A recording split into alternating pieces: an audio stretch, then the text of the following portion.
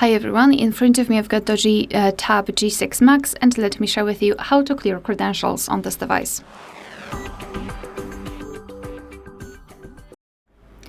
So let's start with opening the settings, and here in this left section we need to scroll down and find security and privacy.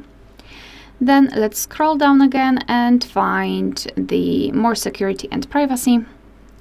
Scroll down again and localize encryption and credentials.